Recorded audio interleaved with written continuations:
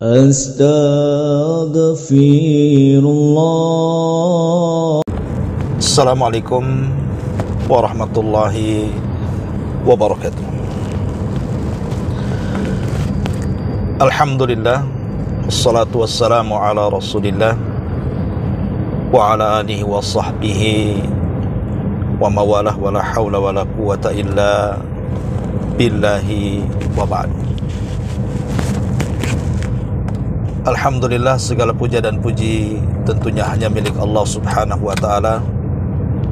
Salawat dan juga salam kita aturkan kepada Rasul kita Nabi besar Muhammad sallallahu alaihi wa ala alihi wasallam.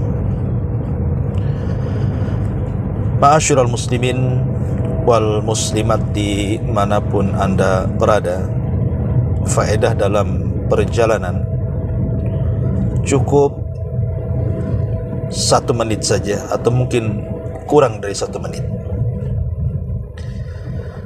Kita bisa menggugurkan dosa-dosa yang banyak yang ada pada diri kita, walaupun dosa itu sebanyak buih yang ada di lautan. Bagaimana caranya?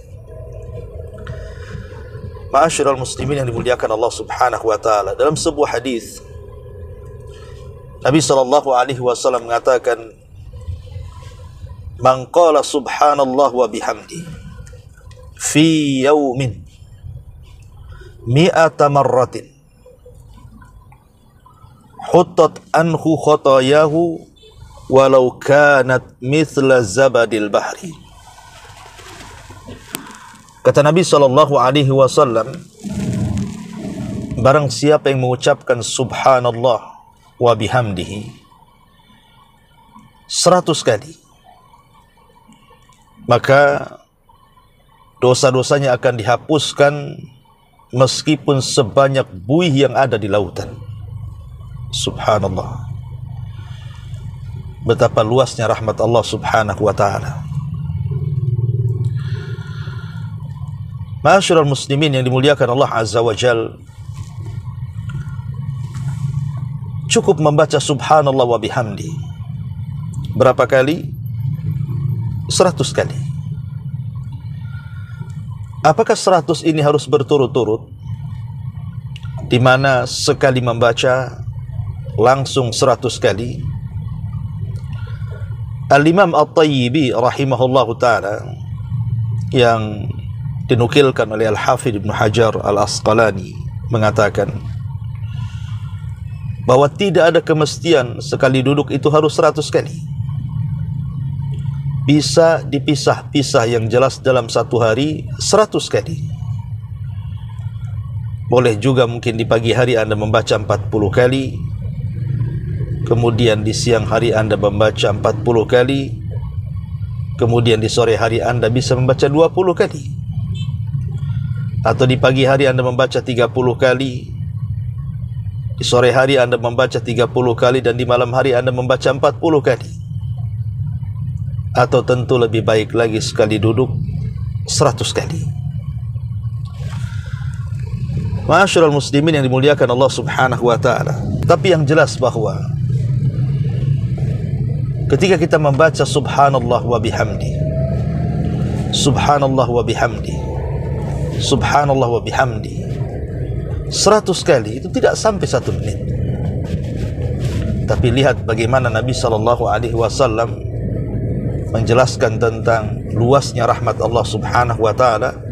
Maka Allah subhanahu wa ta'ala akan menghapus dosa-dosa kita, walaupun dosa kita sebanyak buih yang ada di lautan. Ma'asyiral muslimin yang dimuliakan Allah subhanahu wa ta'ala, tentu ketika kita membaca subhanallah wa bihamdi, bukan hanya sekedar membaca, tapi kita berusaha bertawasul dengan nama-nama Allah subhanahu wa ta'ala yang ada pada zikir tersebut. Dan juga kita ada niat untuk bertobat kepada Allah subhanahu wa ta'ala dengan membaca doa itu atau zikir itu. Memang kita ingin Allah Subhanahu wa ta'ala betul-betul mengampuni dosa-dosa kita. Jadi ada niat ke situ, bukan hanya sekedar membaca. Karena kita tahu bahwa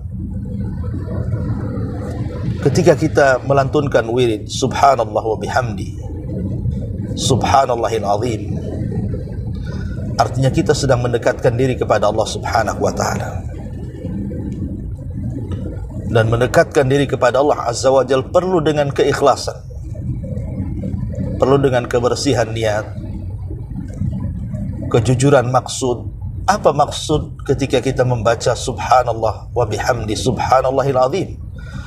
Karena Nabi SAW mengatakan innamal a'malu binniyat. Amal itu ditentukan niatnya.